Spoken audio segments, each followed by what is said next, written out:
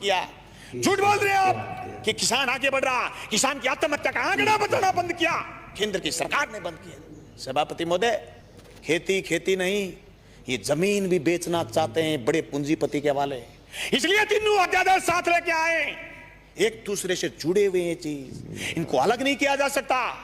ये क्यों नहीं बता रहे कि एमएसपी पर खरीदेगा, बाहर भी कोई खरीदेगा तो जी प्रधानमंत्री जी कह रहे हैं, तो प्रधानमंत्री जी तो अच्छे दिन आने की भी कह रहे थे, प्रधानमंत्री जी तो काला धन वापिस आने की भी कह रहे थे, प्रधानमंत्री जी तो 15-15 लाख खाते में आने की भी कह रहे थे, प्रधानमंत्री जी तो 2 करोड़ रोजगार की भी कह रहे थे, पर हुआ तो नहीं। कैसे मान ले? कागज से मानेंगे, कलम से मानेंगे, लिखित में मानेंगे, और आप कह रहे हैं आंदोलन नहीं है। गलत कह रहे हो आप। पीपड़ी का किसान पूरे देश में छाप छोड़ के गया। छोटा किसान 10 बोरी अनाज लेकर दौसा जयपुर से कलकत्ता बंबई जाएगा, और वहां पे बड़े बड़े खरबपति उद्योगपतियों से अगर झगड़ा करना होगा तो कहा कि एसडीएम के पास जाओ और कोर्ट कलेक्टर के पास जाओ। इन कानूनों में कहीं प्रावधान नहीं है कि छोटे किसान की रक्षा होगी। इन तीनों कानूनों के विरोध में 3 महीने से किसान दिल्ली के सरहद पर बैठे हैं, और किसानों ने गांधीवादी परंपरा का परिचय दिया, संयम से समझौता करने के लिए बात करी, शांति से प्रेम से अपनी बात को रखा। केंद्र सरकार ने 11 बार न्योता दिया, लेकिन क्या मजबूरियां हैं केंद्र सरकार की? ऐसी क्या मजबूरी है, क्या व्यवस्थाएं हैं आपकी कि आप कानून वापस लेना नहीं चाहते?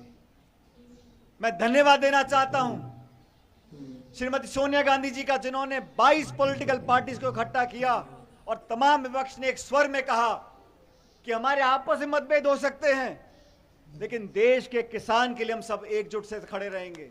इस देश के किसान के लिए यह मुद्दा किसी दल का नहीं है, यह मुद्दा किसी एक नेता का नहीं है। लेकिन मुझे पीड़ा हुई साथियों, गणतंत्र दिवस के दिन जो घटना लाल किले पे हुई, उसकी हम सबको कड़े शब्दों में निंदा करनी चाहिए। अगर हमारे देश के मान सम्मान के साथ कोई खिलवाड़ करता है, हमारे तिरंगे झंडे के मान सम्मान में कोई कमी लेकर आता है, तो उस पर कार्रवाई करनी चाहिए। लेकिन उस दिन की आड़ में आपने सैकड़ों किसानों पर मुकदमे कर दिए, किसानों को पाबंद कर दिया, बैरिकेड खड़े कर दिए, कीले गाड़ दिए। आपने दिल्ली के बॉर्डर पर जिस प्रकार का प्रबंध किया है, ऐसा तो हिंदुस्तान पाकिस्तान के सरहद पर भी नहीं होता।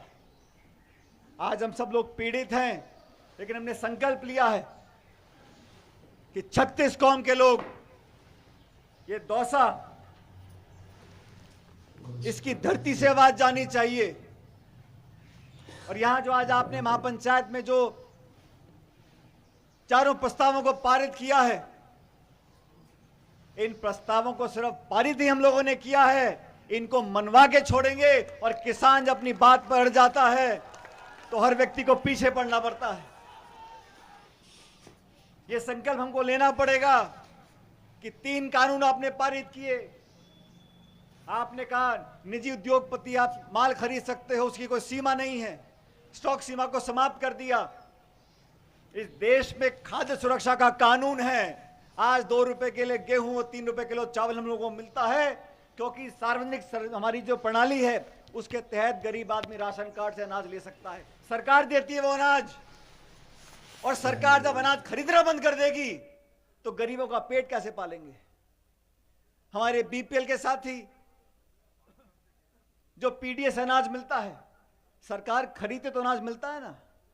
अगर सारे उद्योगपति अनाज खरीद लेंगे तो खाद्य सुरक्षा कानून का क्या होगा? जो गरीब है, दलित है, आदिवासी है, छोटा है, कमजोर है, उसका पेट पालने के लिए सरकार की जिम्मेदारी है।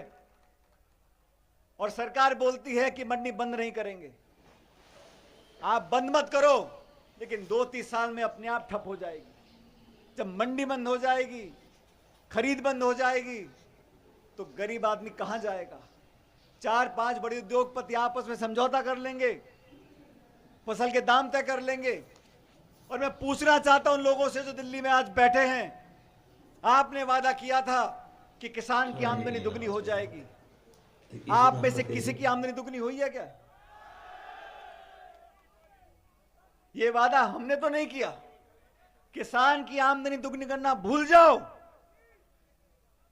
लेकिन जितने साल आप सत्ता में रहे, किसान की फसल पे जो बोनस दिया जाता था वो भी खत्म कर दिया। किसान की खरीद नहीं हो रही। और जब कोरोना का काल चल रहा था, लॉकडाउन हुआ पूरे देश में, उद्योग बंद हो गए, फैक्ट्रियां बंद हो गई, कारखाने बंद हो गए, लेकिन किसान ने खेती बंद नहीं करी। और किसान की बदौलत आज हमारे भंडार भरे हुए हैं, हम लोग अपना पेट पाल सकते हैं। उस किसान के साथ अगर कोई धोखा करेगा, कोई जाति करेगा, तो हम सब खड़े होकर उसकी मदद करेंगे। आज इस महापंचायत से संदेश जाना चाहिए पूरे प्रदेश और देश के अंदर कि हम सब किसान भाई एक हैं। हम सब मिलकर दबाव बनाएंगे। और ये परंपरा है, संस्कृति है, इतिहास है इस देश का, इस जनता का, समाज का, कि प्यार से, भाईचारे से, अमन चैन से, गांधीवादी तरीके से अपनी बात को मनाना हम लोगों को आता है। जो आंदोलन चल रहा है आज दिल्ली के